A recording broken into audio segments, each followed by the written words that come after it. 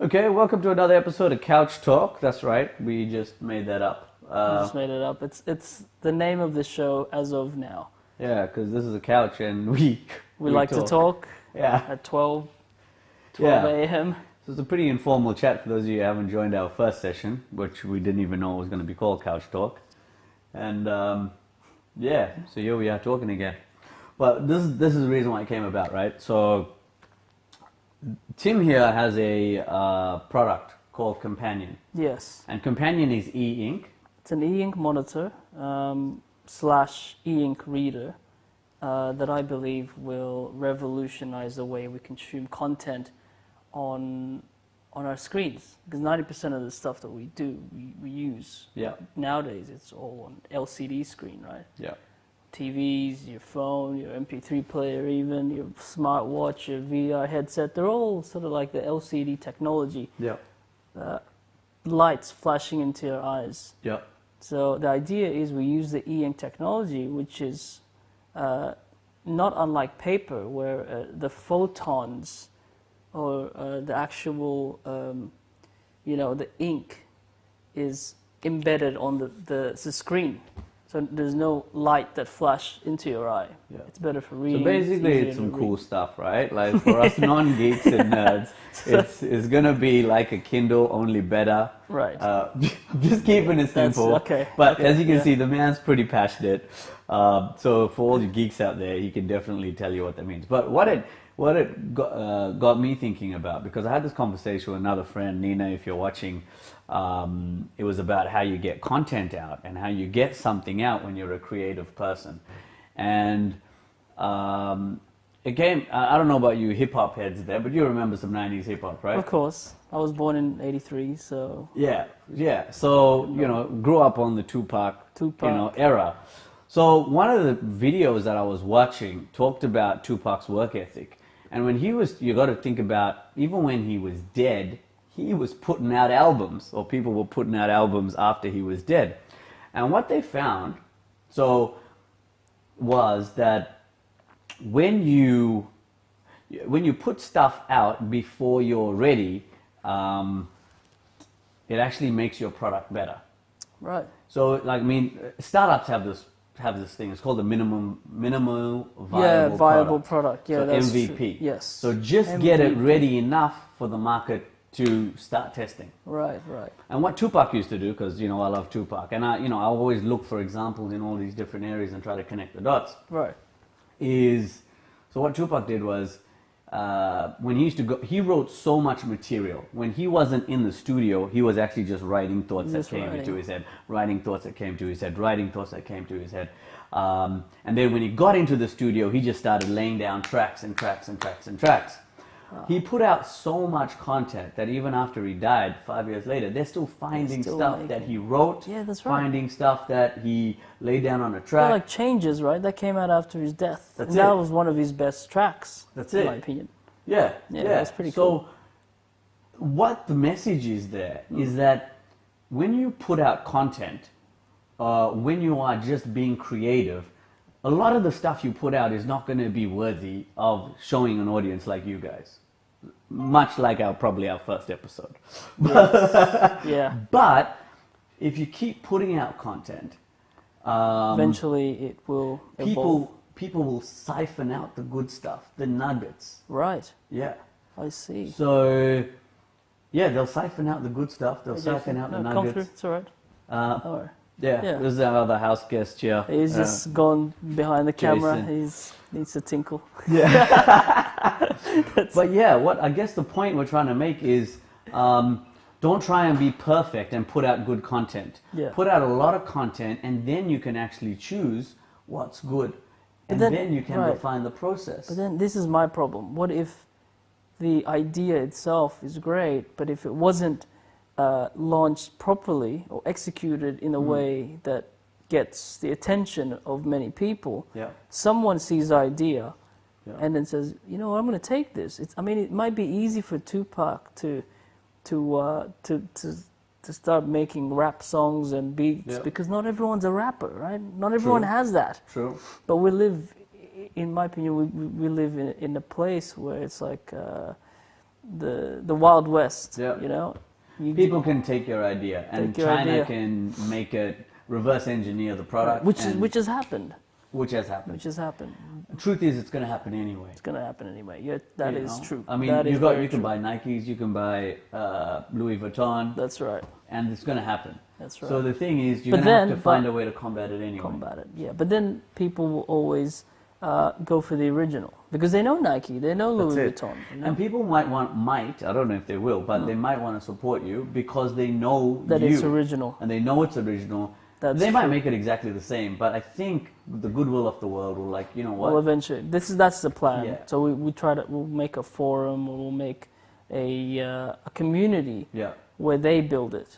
So that's it. Like, it's open source, right? It's open source. Yeah. So I mean, Tim's product's open source, so you can always that's just the idea, constantly to have it open source, so that even if someone wants to take it or steal it, well, you've got the open source product there anyway. Go and do it. I mean, it's the same thing what they've done with Mozilla, right? Mozilla That's right. put the code out there, so you can start your own browser. Yeah. But most chances are you're always going to put up Mozilla, right? And that's an interesting story, the Mozilla. Okay. I don't know if you've heard of it. So you've heard of Netscape, right? Yeah. Netscape is Mozilla. So Mozilla... Netscape gave out their code. No, what happened was, do you remember back in the day when the only browser was Netscape? Do you remember that? In the 90s? Yeah. That was one of the most popular browsers. Yeah, because it was the only one. Well, this was before Microsoft. So what happened was Bill Gates saw the opportunity and he said, well, you know what, why don't we just bundle Internet Explorer, our own browser, proprietary browser, for free on Windows. Netscape being not free at the time because it was the first browser. You needed to actually purchase this browser in order to access the websites. So it's like one of those things that you have to buy in order to get onto the internet. Like now you would let's download say buy a free browser. Yeah. Well, you'll have to buy Windows, right, in order to get online on a PC. Yeah. But but when Bill Gates saw this opportunity, he just said, "Hey, let's just give out Internet Explorer for free," which then led Netscape's business model to crash. Obviously, people are going to go with the freebie as opposed to paying for it.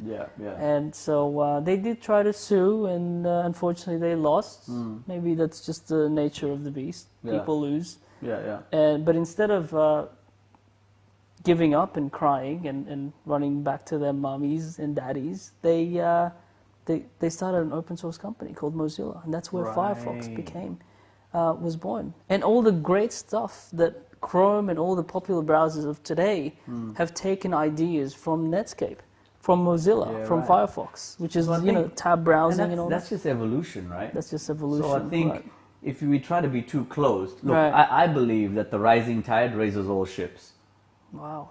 That's a great... So, I mean, if you're not being relevant anymore, and if you're not innovating, don't we deserve to perish? That's almost the way of the world, right? When a lion gets old, it dies in the jungle. That's right, the way of life. If you're not moving, you're dead. Right. And I mean, Jesus, I'm not a student of the Bible, but the only time, one of the few times Jesus got irritated in the Bible was when, straight up, I'm not lying here, man. I know the story. I'm not a religious man, but it's about the fig tree, right? Oh, was it? I thought he got angry because of the Jews. Oh, no. No, I don't know. Sorry. So the only time Jesus got violent, according to the Bible, was when the money changers were, were trying to sell. Actually, that was really but that wasn't the story I was referring to. Jesus got angry a second time then, all right? Jesus got angry when he saw a fig tree, and the fig tree didn't produce any figs. So he turned to, I don't know who he was with, one of the disciples, and he said, "Why is this fig tree not producing any figs?" And the disciple said, "Well, I don't know, there's just no figs on the fig tree." And Jesus says, "Well, get rid of it. If it's not producing, get rid of it." Wow. So, I mean... that's... so mind-blowing. So I think that we evolve, and the moment we're not needed, the world, the universe gets rid of us. Wow.